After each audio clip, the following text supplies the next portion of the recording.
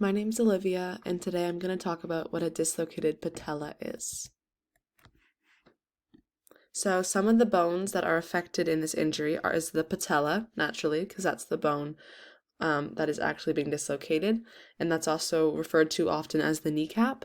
Then we have the tibia, which is often referred to as the shin, and the femur, often referred to as the thigh bone. As you can see in the image I have added, the patella can sometimes move off of its track a little bit or completely laterally move off its track. And as you can see, since those two bones are directly touching the patella, they are naturally impacted. So some ligaments and muscles affected. The medial patelliformal ligament is essentially connects the knee to the kneecap or the knee to the patella from the inside. And then the quadriceps has a large impact on the patella because in many cases the quadriceps contracts, which causes the patella to then move laterally from the track or the groove. So not only can the quadriceps be impacted, but it can also be the cause of the injury. As you can see by the image, there are many different causes to a dislocated patella. Going on to causes of the injury, so there are many causes of this injury, some of which can be related to the patella going off the track, and going off the track or moving a little bit off the track, slanted. Often physical exercise can induce this injury further and worsening any injuries involving the patella that are pre-existing. This injury occurs when a sudden change of motion or blow to the kneecap while one foot is on the ground. Since the kneecap or the patella follows the track and moves with the knee when the leg is extended and when it's bent, this means that either the kneecap can no longer move up and down without tearing any ligaments, or the kneecap is completely off the track. It also can sometimes be as simple as stepping in the wrong place or too much physical movement, or even if you have a weak thigh muscle, it can increase the risk because the patella sits high on the thigh bone. There can be an increased risk of pronation.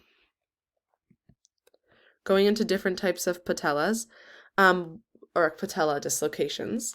There are two types of patella injuries. One is an acute patella dislocation, which is common, and the kneecap just needs to be put back in place, or a congenital patella condition, which is a birth. At birth, the kneecap is grown dislocated and develops outside the trochlear groove. This is often solved by surgery. So there can be complications to this injury, as an osteochondral fracture can often occur as a result of the patella dislocation, and it occurs when a smooth bone fracture at the end of the bone.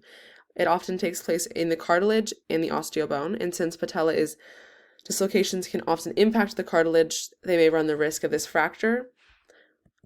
So recovery times. So in order to, as you can see here, it's a pretty quick recovery from becoming immobile, but the swelling in the long-term conditions can often exceed 12 weeks.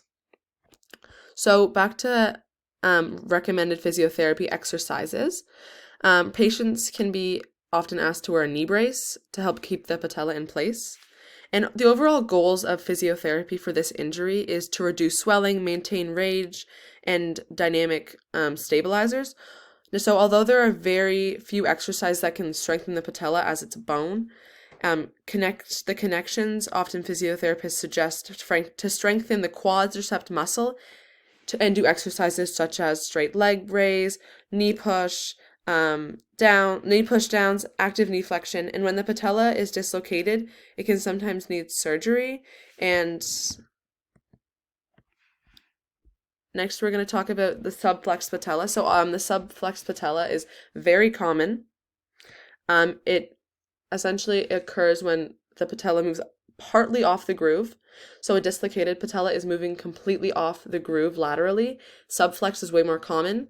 You'll often hear a popping noise when it's a subflexed patella, and it's just moving a bit off the groove.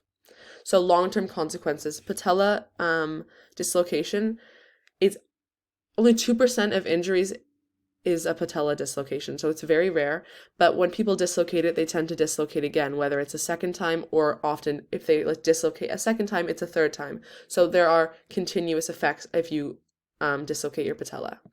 And those are my citations. Thank you for listening.